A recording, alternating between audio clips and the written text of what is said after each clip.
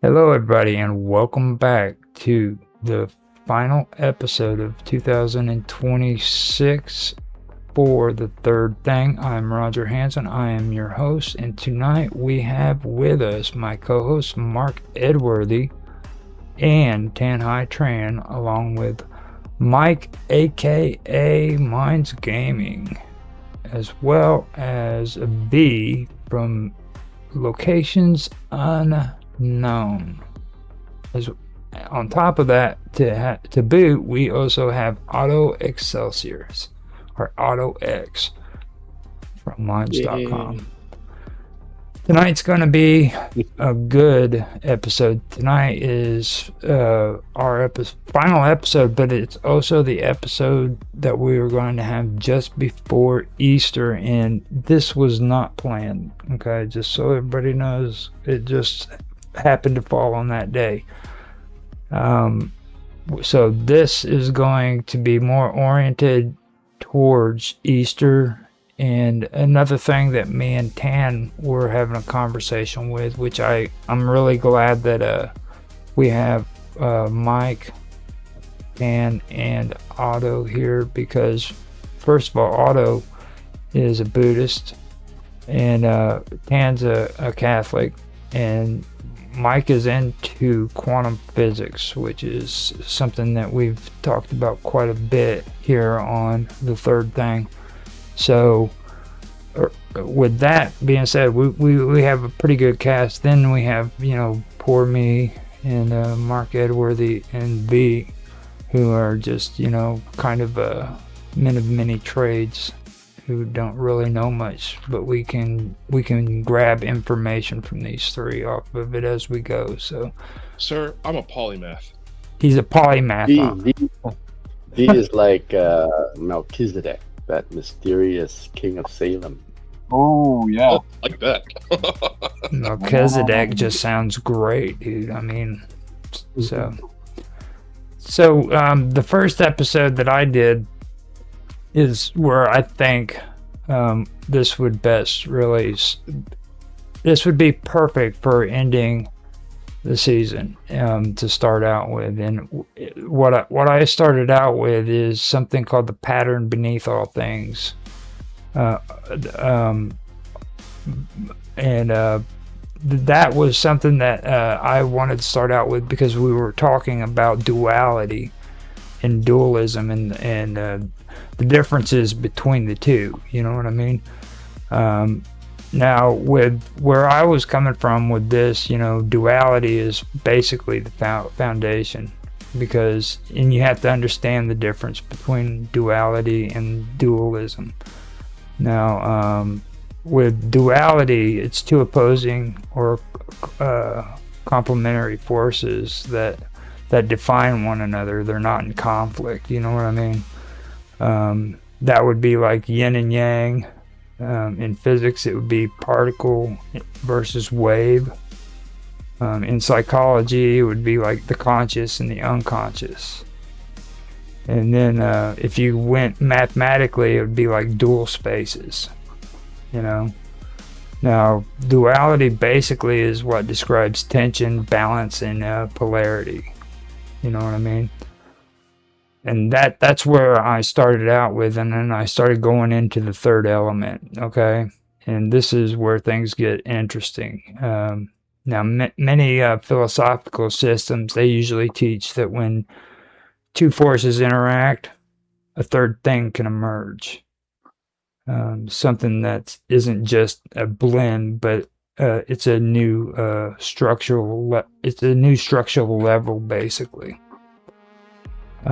And this is where you guys have heard me say it over and over again. I always compare water. You know what I mean? You have oxygen or hydrogen plus oxygen, which equals water.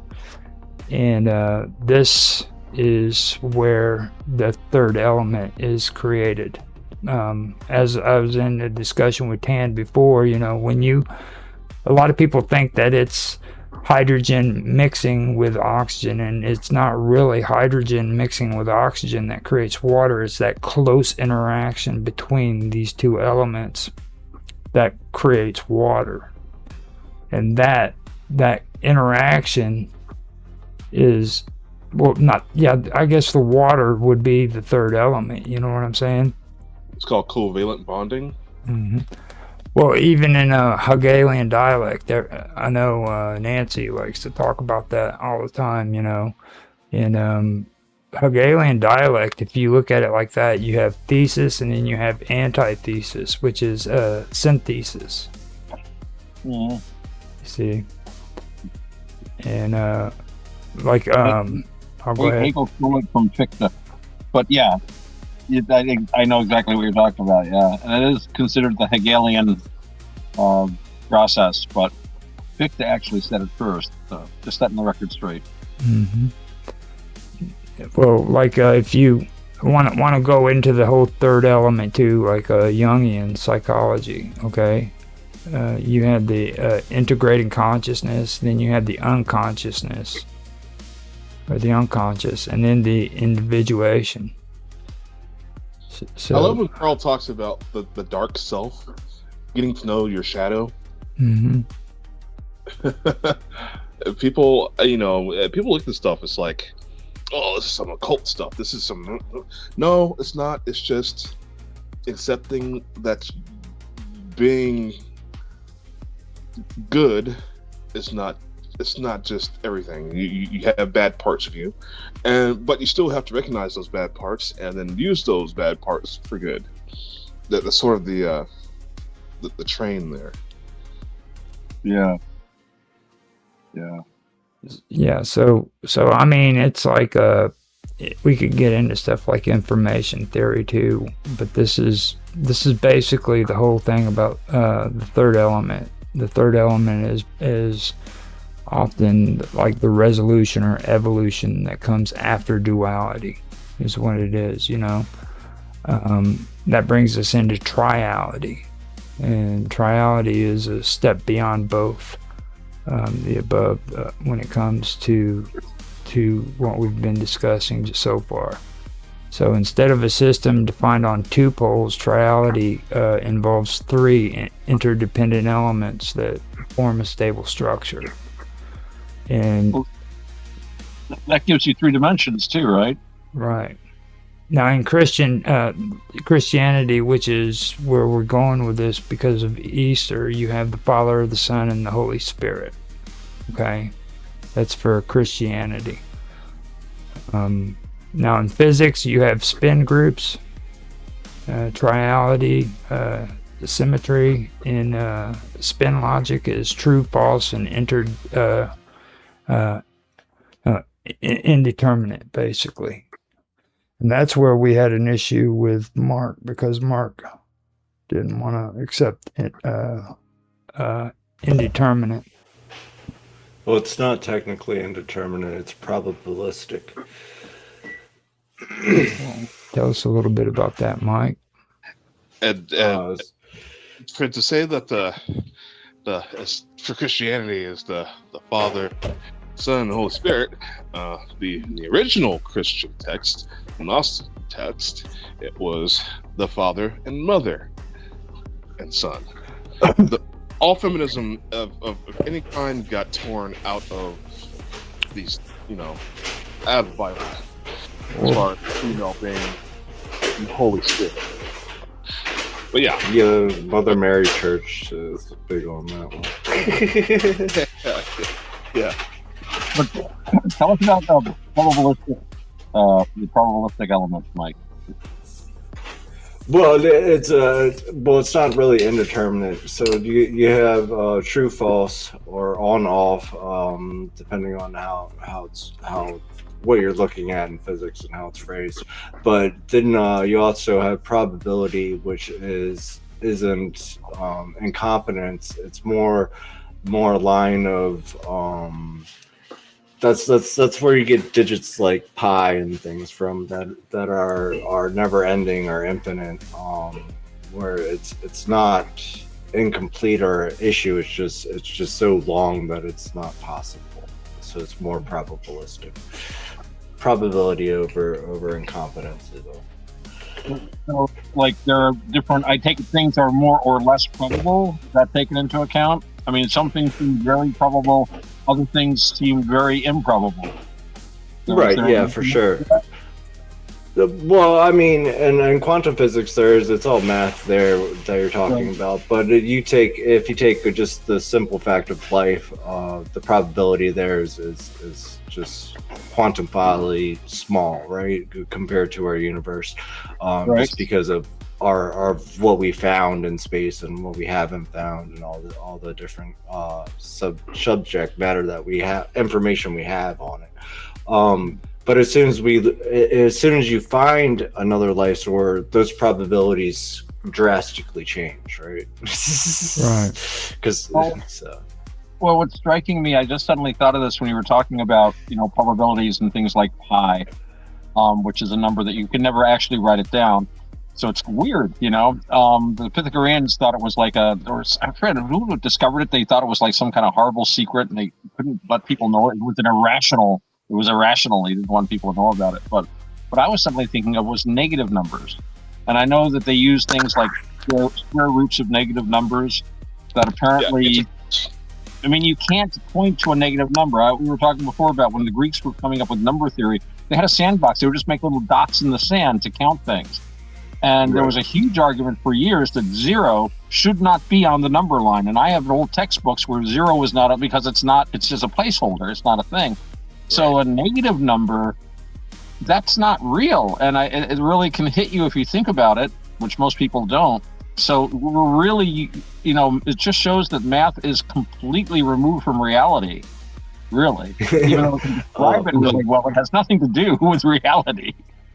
Negative numbers are definitely... That's theoretical math. Well, yeah. Well, And it's with not the- theoretical math. it's It's logical math, right? Because if you have one item and I need an item, then you need a number to take away that item from you. So we needed something to represent what was being taken away, which you have we to can't have physically see. But create reality, and then you also have to have the ability to uncreate reality. right. So when you're talking number scales, I think the number scale is really interesting there because it does 0 belong on the number scale? It depends. Where are you starting the number scale from? Are you starting from -10 or are you starting from 1? Because if you're starting from -10 and counting up to +10, then yes, it belongs. But if you're counting to just 10, then no, it doesn't. You see what I mean? It actually does make sense. Yeah. Now, triality. Another thing about triality isn't duality plus a bonus. Okay, it's a fundamentally different system where 3 points create shape, stability, and complexity, basically. Okay, so after that, you have to understand that duality, as a fundamental pattern, has its place too. Like duality is two forces that complete each other, basically, and opposites that interlock. They interlock like a key in a lock, or day and night. You know what I mean? Even though they seem incompatible when you look at them separately. Right.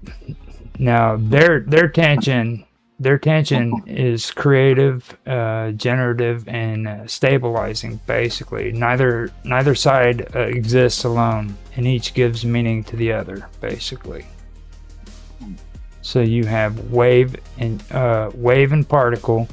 You've got yin and yang. You've got order and chaos, conscious and unconsciousness. And then even like with charges, you have the negative and the positive, which So I got a question for yin and yang. Who's my yin and yang answer? So what is the point on yin and yang called when the white and black meet? The line where white and black meet. What is that called? I know that has a very special word. I can't remember what it is though. The liminal field, I'm not sure. That's a good question. I was thinking about the fact that yin and yang, I think, traditionally or originally referred to the sunny and shady side of a hill. So maybe that's the twilight where the two meet. We have the internet at our fingertips.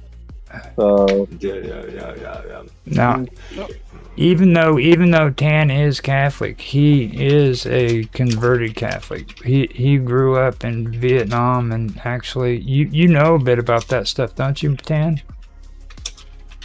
The Eastern yin yang stuff. Yeah, yin yang, yin yang. Did you get into much of that when you was a kid? No, but when I was growing up, I did do some study about Eastern Chinese philosophy.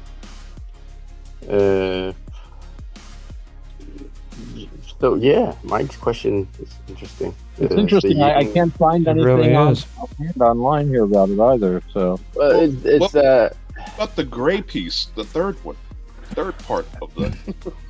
is it the Tao? Is it the Tao?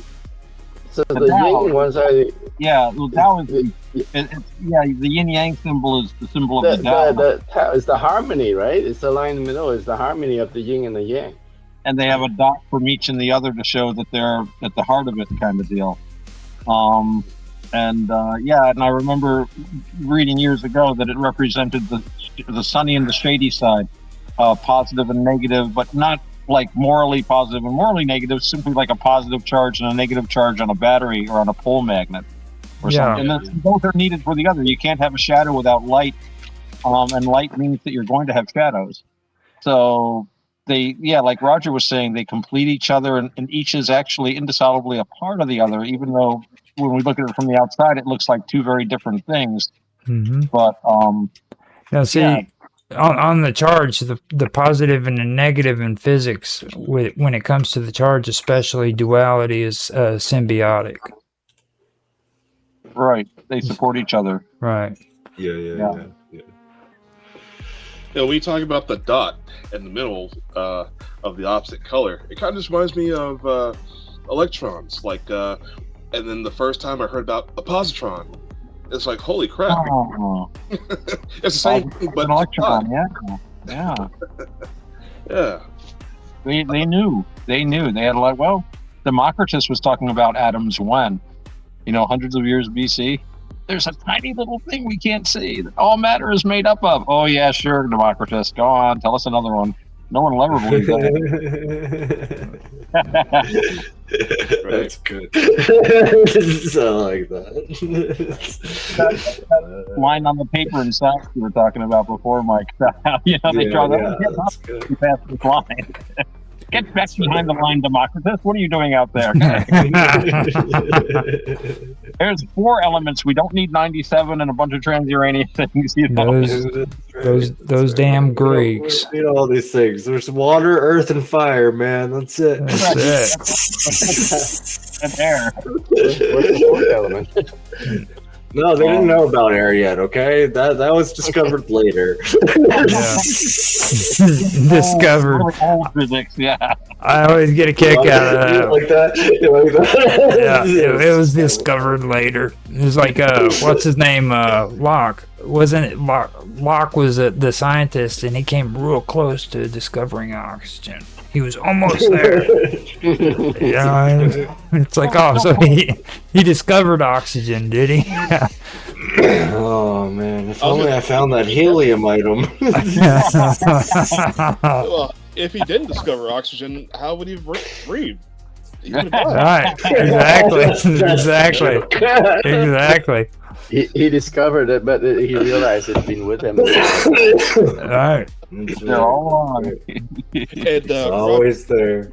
I've got to give me 5 minutes. I'll be back. I got to talk to producer Mike about our future slots at RBN. So I'll be back, guys. Sounds good. Later. Okay, so just since we've already covered a little bit on duality, I wanted to kind of go through with you guys what my take on dualism is and why it's different than duality, because I really, and I've had a lot of time to spend with Bob Dub on this when we did our show Duality, so I think I had a pretty good spring off from where to go with it, you know what I mean? But with what I say, you're going to hear a little bit of what Bob Dub has, but I've got a bad memory, so I could say it wrong. You know what I mean? Correct me later, no worries. Yeah, she'll correct me later. But like with dualism, it's two voices that are locked in conflict. Okay, so they oppose each other as enemies and not partners, basically. Now, with dualism, the goal is victory, it's division, and it's separation. So usually one side is framed as good and the other is framed as bad. And good examples would be good versus evil, you know. Right. And that would be in moral philosophy and theology. Then you have spirit versus matter, which is classic metaphysics dualism. Then you have mind versus body. And that goes according to the Cartesian dualism. After that, you also have light versus darkness, which is moral opposites. Then you have dualism basically as being combative, basically. Opposites creating new tension and structure is what it basically comes down to. So duality, it opens the door to the third element, which is integration. Okay, where dualism, it prevents integration and keeps the system locked in a fight, basically. Also, with duality, it leads to emergence, then to triality, where dualism creates fragmentation, trauma, and internal conflict. Now, especially when it comes to stories, this also applies because when it comes to the story, which it has to do with like the antagonist force or the old world view. The characters they always have to transcend. You know what I'm saying? Does that make sense? Right. Yeah. It's interesting because this is an excellent topic for Easter. Mm-hmm.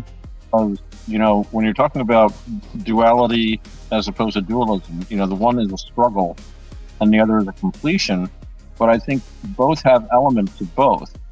And a lot of times what we see as a struggle really is a completion, and sometimes completion involves struggle. And one of the problems that people have when they are in a monotheistic religion is, how do you avoid slipping into dualism? Because God is good, and yet bad things happen. And of course we can say, well, they're bad to us because we have a limited perspective. Our idea of good and bad is going to be very, very different from God's. God has a plan, and so forth and so on. And yet, even the most monotheistic religions tend to slip. I mean, the ancient Persians had this extremely dualistic religion. You had, Ahura Mazda and Angra Mainyu, and it was like the god of light and the god of dark, and they would have a big war at the end of history, and the good guys would win. At least that's what the good guys say anyway. But the idea is that even though there is a God that is good and beneficent, and who created us and, gave us this wonderful planet to live on and everything, there's another God as powerful, which is trying to screw things up. Not quite as powerful, or we wouldn't be here. But the idea is that you've got this titanic struggle, and each person takes part in that by trying to drive out the evil in their own life and foster the good in their own. But a monotheist has to say, and I always like to quote that line from, I believe it was in Isaiah, where he said, and we talked about this before, I create the light, I create the darkness. I create good, I create the evil. I, the Lord, do all these things. I'm not quoting it exactly right, but that's pretty much handled. I know what you're talking about. Yeah. So this is an element of God that, and of course, this is the Old Testament, but Christianity, the major monotheist religion today, is drawn. This is the basis of it. So this is from Judaism, yeah. Right. So this is the same God. You can't say, oh, that's a different God. And I know there are some odd theologies that claim that Jesus is completely separate from the Old Testament deity, but that's not, as I understand, Orthodox teaching to be. It's You not. know, and Christ completed the Trinity in the course of our history. So it's this, and again, this is the problem when you're talking about duality as opposed to dualism.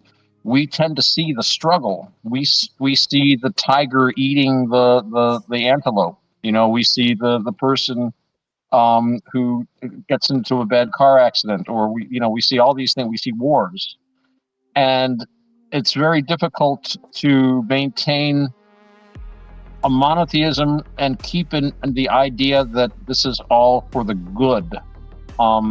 And I think you can only argue with people that it's a limited perspective so far. It's very easy to slip into, and we do have traditions in Christianity of Lucifer, of Satan, of the devil, and very, very intelligent theologians take this concept very seriously. Carl Jung took this concept very seriously.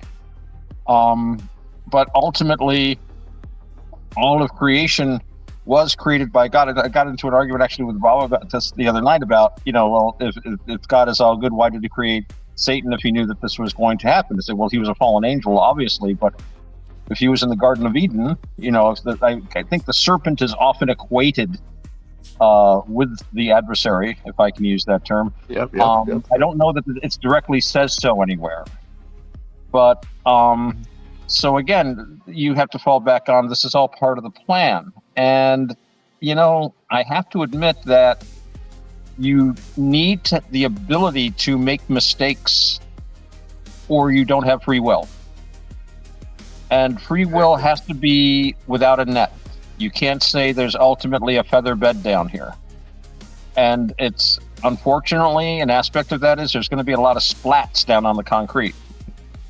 But without those, it's not a real struggle. It's not a real test. The Greeks talked about the agon, the struggle, Mm-hmm. and things resolved agonistically. But this ties into the dualism instead of the duality, because really you need these things. All our joys come from, in many ways, a contrast with all our pains. And I'm going to get Nietzschean and quote him again, where he said, if you've said yes to a single joy, you have said yes to all woe. Because all the things that have happened to you, good and bad, are necessary for you to enjoy this moment of good. So I think that's about it for my monotheism. You did very well, man. That was actually pretty good. I mean, I was impressed. Now Tan can no doubt refine. Yeah, for a Buddhist, Otto, you you analyze Christianity pretty well. Although dualism is not a Christian belief. It is actually considered a heresy in Christianity. Even though you quoted the Old Testament saying God created, I created the darkness, I create the light. Well, it's a different way of interpreting that. Because he's the creator of the universe. Nothing exists in the universe except created by him. So I mean, he created the devil, right? So Right. the Yeah. devil is a fallen angel, and it was created by him. So indirectly, you can say he created evil, right? Right. But evil is it's the consequence of free will. So, but the dualism came out of I think it came out of the Gnostic traditions, where the early Christian believers started verging into this duality of the spirit and the body, and they started hating the body in favor of the spirit, where the spirit is the higher mode of being, right? And so they reject the body completely. So there's the dualism of the spirit and the mind and the body. But that is considered a heresy in Christianity, because why? Jesus incarnated, God incarnated in the body. So you cannot say that the body is a bad thing. So As a matter of fact, didn't they yeah. go to the extent of saying that Jesus wasn't physical? He was actually a form of energy. Yeah. That was a Some. heresy. There was Docetism and some other heresies that God couldn't possibly be crucified. Therefore, this was an illusion. Yes. The Quran, I believe, they say they actually had a because they reject the physical The flesh. The flesh is evil. body of Yeah. they reject the flesh. The flesh was the cause of the original sin. Yeah, exactly. So But they that- decide just to avoid sin altogether. They reject the flesh. So yeah, Well, I mean, even in the normal Bible, it says flesh is evil. well, the flesh is what was it? What was the line? The spirit is willing, but the flesh is weak. Yes. Yeah, St. Paul said that. Yeah. Yeah, after you get Yeah, because So it's the flesh suffers the consequence of the original sin. So it's weakened by the original. After the original sin, the grace that was given to the original human parents is being lost. So we're left with this mark in our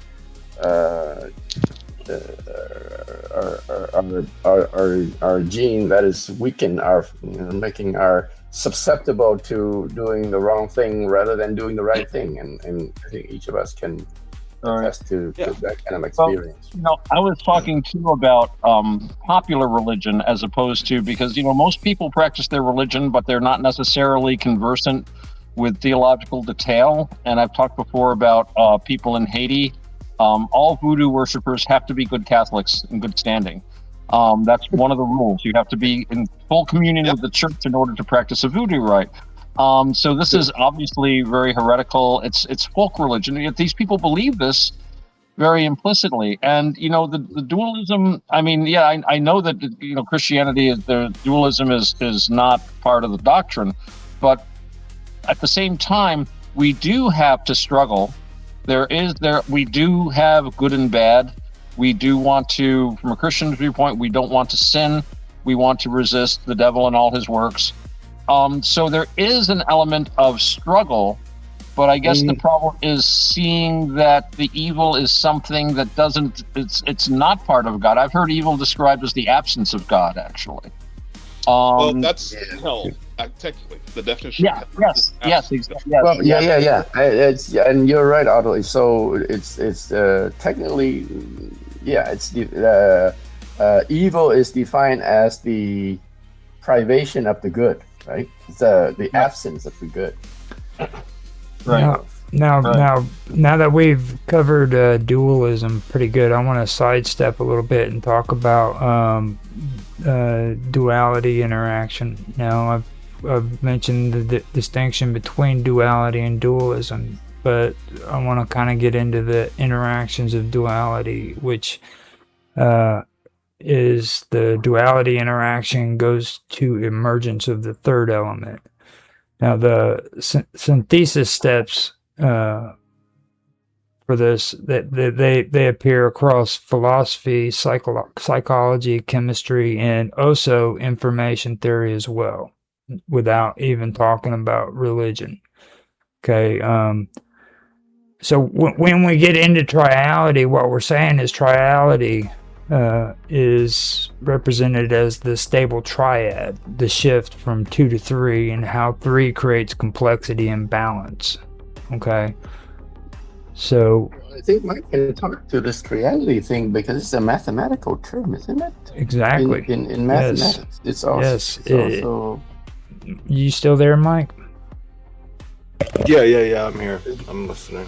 So yeah. some sort of pattern that emerge out of the 8 dimensions. The stable triad.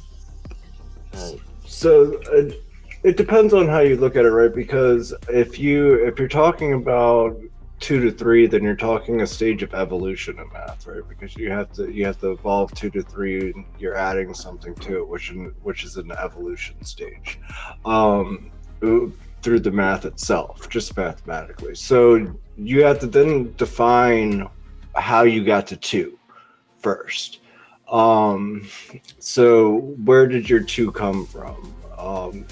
Which leads you all the way back to 0. So now you're having an evolution stage from 0 to 3, which would be 0, 1, 2, 3, right? But all those numbers imply evolution of a number through those scales. So when you get to 3, does it make the number more stable is what you're asking. And I would say no. I think the most stable number in that situation would be 0, which most people would probably call the God particle or God itself. So. Now, I personally believe that 3 creates complexity and balance.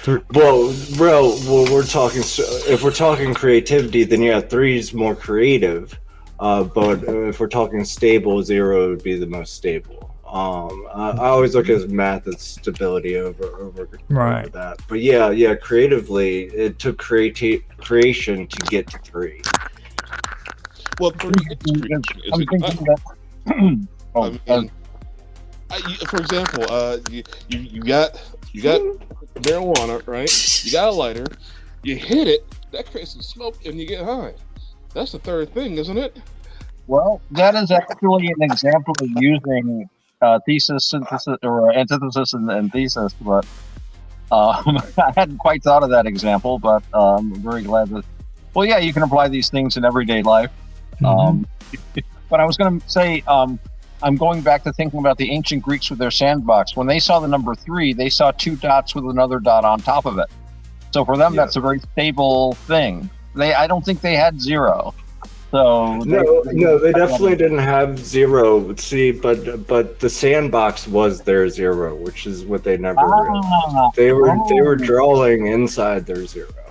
I hadn't thought of that. That's good. I'm going to remember that. The sandbox was their 0, and it was there all the time. Yep. Mm-hmm. What you need most often is right closest to you. Now, with me, I always believe, like, when it comes to the primordial, I think a lot of people don't really get into that. They don't, like, for me, I always talk about the primordial ooze or the primordial mud, you know what I mean, which is found in a lot of ancient pagan beliefs. And then that also brings you to the book of Genesis when it comes to the creation. Before there was nothing, it was an empty void. And then if you read the first few pages of the book of Genesis, that would explain to you exactly what I'm talking about when it comes to the primordial. That's where the mud comes up out of the freaking the water, you know what I mean? And then also the primordial waters. That's another thing that was pagan, you know, things of that nature. That to me would be 1, you know what I mean? And that's where all of the suffering comes from, where you go through your trials and tribulations as you climb and ascend. And when you get out of those trials and tribulations, you become this new element, you know what I mean? This new thing because of what you've been through. That makes sense. What about the math on, you guys talk about creativity, but I am a firm believer in solve et coagula, destroy to create. So, what if, I mean, in a simple example, you've got a wall and you've got a sledgehammer. Add those 2 together, you don't have a wall anymore. You've got space. You've got extra space. You might have an air vent. You got rock on the ground. Yeah. So, I don't know. I think that could be expressive of like the negative number, right? Well, there's an old Taoist saying, it's in the Tao Te Ching, where it says that we say walls are valuable, but without a window and a door, a wall is useless. You know, so it's we have to remember the value of what is not, as well as the value of what is. You know, we make a clay pot, but unless we hollow it out, it's just a big lump of clay. Yeah. So smashing through the wall, it might be very helpful if you need to breathe, or get some sunlight. So, but yeah, it is a negative, I guess. I mean, me, first thing that jumps out at me is we control our environment as humans. That's what we like to do. And, sledgehammer wall, it just kind of does make sense in a certain way. Right. Now, you also have to take a look at like the actual words duality and dualism. Like, because dualism has the ISM on it, it tells you immediately that this isn't just like describing a pair. This is describing a system built around that pair. You know what I mean? Right. So for me, duality is basically descriptive, where dualism is doctrinal. You know, so that's another aspect to look at. And then the interaction of duality, it often produces a third element, which would usually be resolution, synthesis, or an entirely new state, basically. You know. Struggle. Well, solving coagula in a sense too. What B was talking about, things. When we have something new, that means we no longer have something old, and we often talk about building on a foundation, but we're using that foundation to build as well. So sometimes you do have to disassemble things, as you go. I mean, when you're building a building, you have like a superstructure around it, scaffolding and stuff. That doesn't stay there. Right. That's so in Buddhism, you probably all heard the metaphor of the raft to get across the water. And if you just try to jump into the water, an alligator will bite you, or you'll get swept downstream. But if you build a raft, you can get yourself over to the other side safely. But then you keep going and you leave the raft. You don't carry the raft with you, sort of thing. But the raft is what happens when you have a combination of a barrier and your desire to overcome the barrier, just like the sledgehammer overcomes the wall.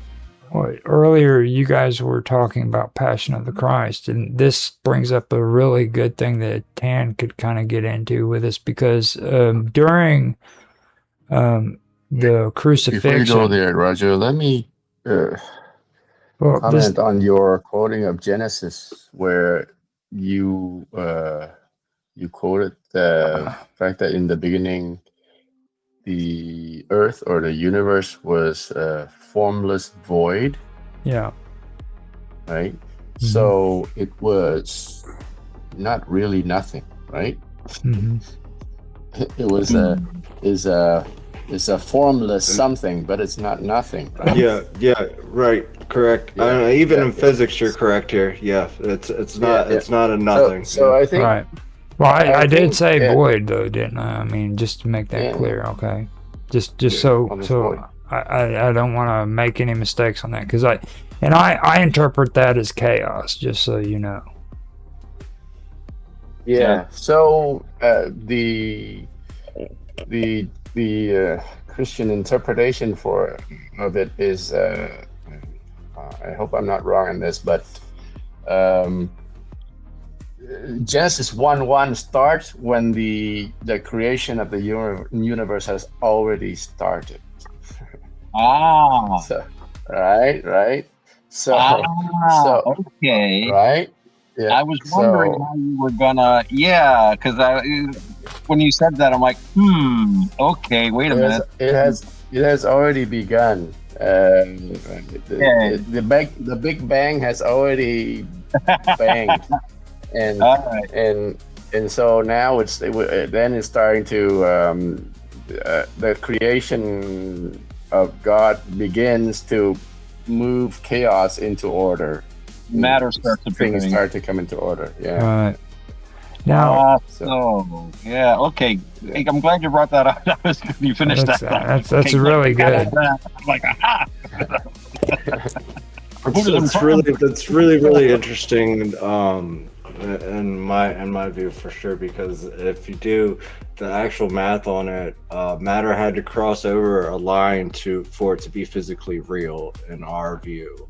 From quantum physics into reality, it had to appear. It had to cross this boundary. So that's really interesting to hear. So you did watch the videos that I sent you, or the Roger sent you? What videos? Me, I did not get any video. Oh, well, you asked for the information when I was saying that there was already material. Where did you send it? What did you send the link? Roger, In the last week's chat? He never sent the links. I sent you the links. No, well, you could have I've actually. been waiting for a link all week. You could have, but yeah, you're right. So what I was saying last week was that you have this substrate of virtual particles. Yeah. And when God declared there should be something, that's where it came from unreal to real. I remember that. That's what I was trying to explain last week. And now you argued to death with me. That wasn't the case. Last week you were trying to argue with me about the mini gods.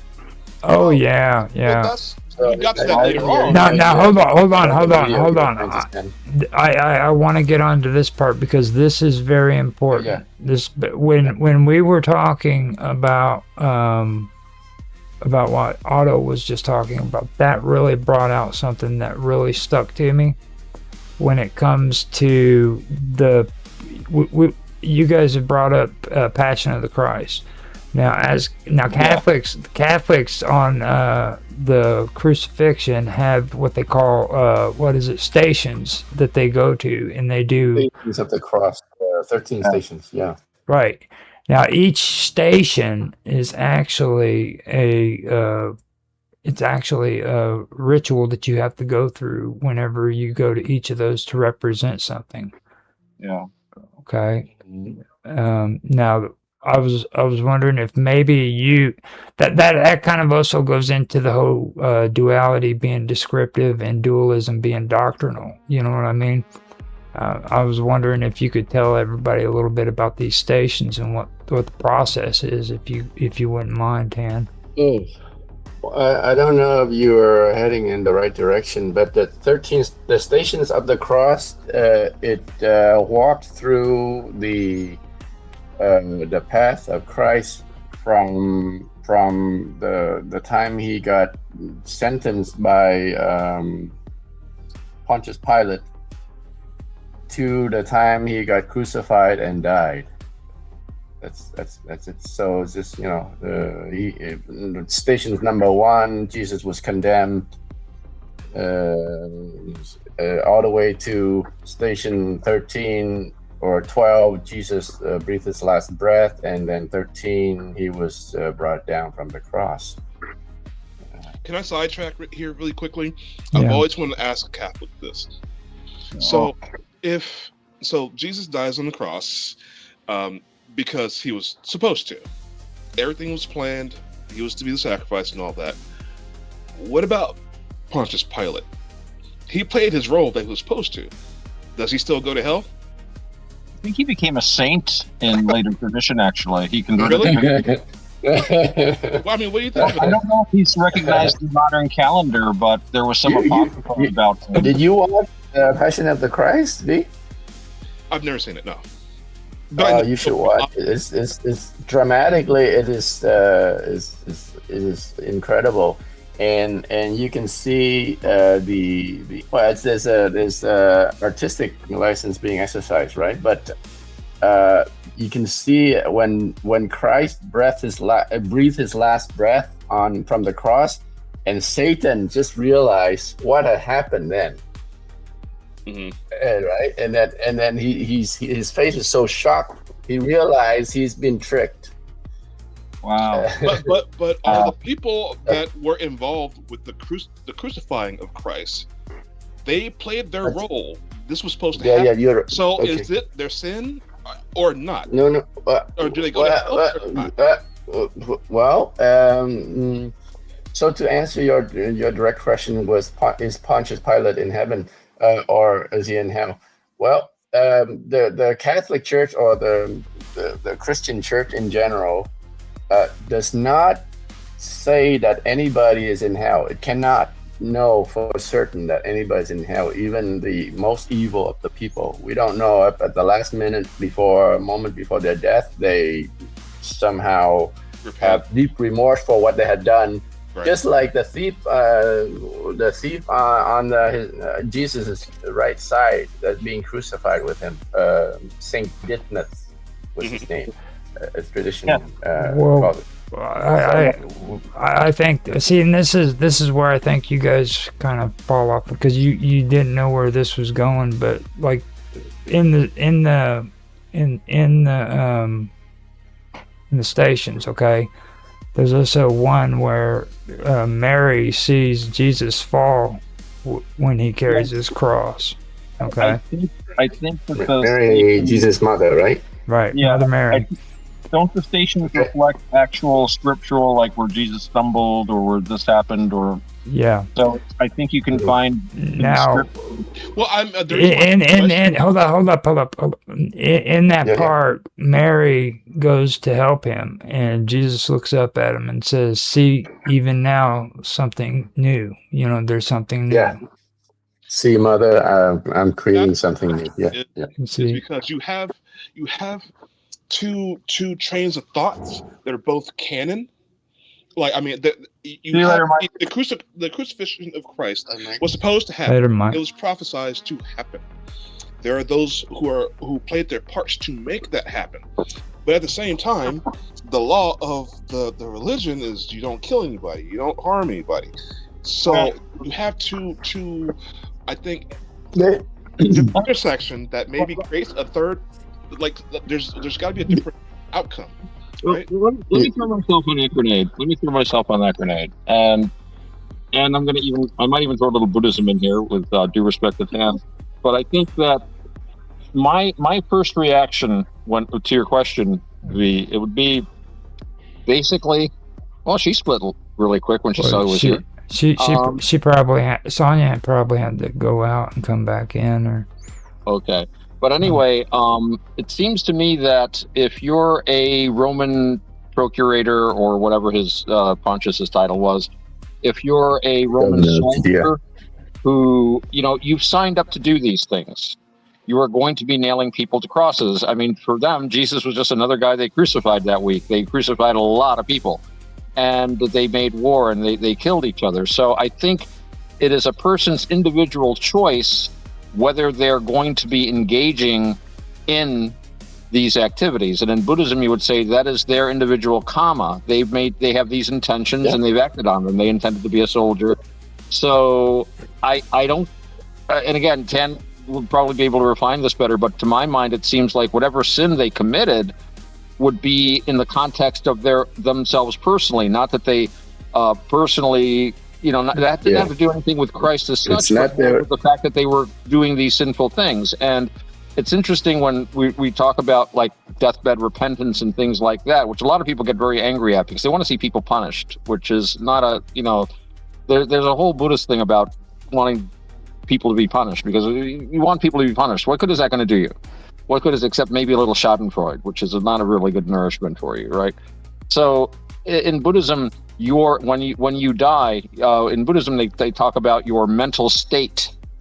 Your mental state is a great determinant in what happens to you. And yes, in Buddhism you can go to hell, just as you can in most other religions. I understand that, but in the context of So the mental state is also a Catholic Christian thing. It's called nous. Yes.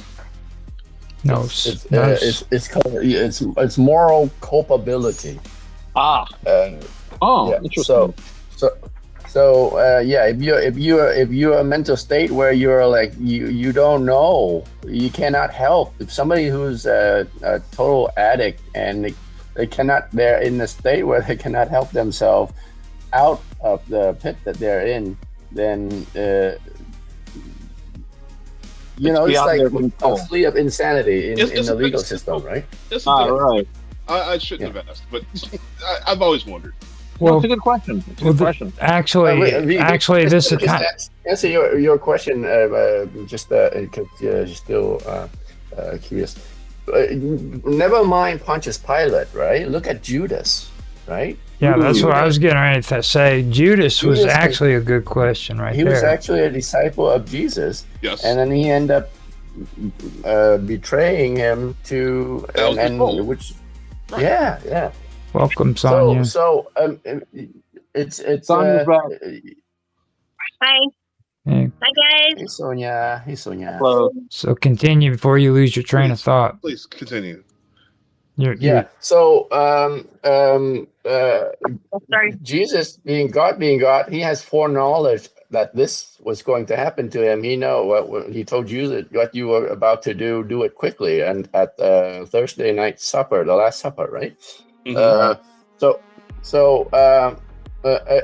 Again, so people has free will. They have the free choice to do the good or the bad. It's on them. So, but Well, I mean, I think it's God a being big God, he deal. has total foreknowledge of Mhm. what is going to happen. I just, the whole idea of destiny is like, what if you're destined to go and kill the Son of God? Predestination, right? There's something called Right? predestination. Calvinism. Predestination is only useful from the point of view of God. from the point of view of humans, we cannot assume predestination. Well, I Yeah. just think it would suck being born to be destined No. to be the guy to You kill God and Well- then to be thrown to hell. no. Hold on a minute. Let me, for the little bit of Christian religion that I did do research in, I do want to point out that what you guys, if you really want to make this a clearer conversation, you have to discuss what God's will actually is. Hmm. And it's described in the Bible clearly. If you go in and you look at, what was that? It's a real small book, Habakkuk. The book of Habakkuk will explain it exactly what God's will is. And the thing is it's like God's will is like a tidal wave, all right, and it travels across the earth. And no matter what you do, no matter what you say or what you think, God's will happen. You know what I mean? That's what Amos was talking about when he was preaching against Israel, saying that they were going to be destroyed because of their sins. You know what I mean? He was So in other words, if it's God's will for you to go and, I don't know, Well, that's the Calvinist. That's the Calvinist thing, V. But I like what I think it was C.S. Lewis who said that God can for God, who is outside of time and space, God sees the beginning and the end, but Yep. you make the decisions you make. You have free will to make any of these decisions. So he sees all the decisions you're going to make, but that doesn't mean that he made them. So he doesn't send you to hell, but he might know that you're going to make the decisions to send yourself to hell. like So okay. you know what Judas's motives were for betraying Jesus, right? jealous of the No, Say he- it again? Judas believed in the Messiah that was going to come as a military leader, and he was Yep. going to conquer the Romans. When he Yep. when he betrayed Jesus, he was trying to call Jesus's hand to where he would actually have to prove himself as the Messiah, or Yes. Yes, Not. I've heard this. Oh, And he was, it's he was an very accelerationist. Accelerationism.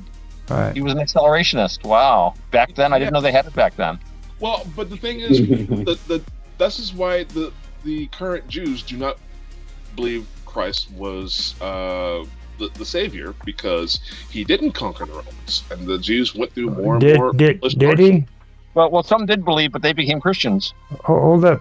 Yeah, a lot of them You're became Christians. you're trying to tell me that the Christians did not conquer the Romans. Is that what you're telling me? That's why. What I'm saying is the Jews believe Yeah. the Jews. Yeah, Thank I see where you're going, Roger. thank We did end up conquering the world. thank the Romans. Yeah, because he didn't conquer the world. So that's why they don't True. take him as the Messiah. I mean, where is the Catholic Church's freaking main papacy at? I guess you could say. Headquarters. The BBC is in Rome, of course, at the Vatican Yeah. City in Rome, which at Vatican one City. time was under complete papal control as well. And he was crowning the Holy Roman Emperors for quite a while. Just watching a video about, I think it was Otto I having his little fight with the papacy. But yeah, Who the first? You say? I think it was one of the Ottos. I think it was Otto I. Otto. It was the investiture, the guy that was the investiture controversy. Was like, Which who would invest? God are you?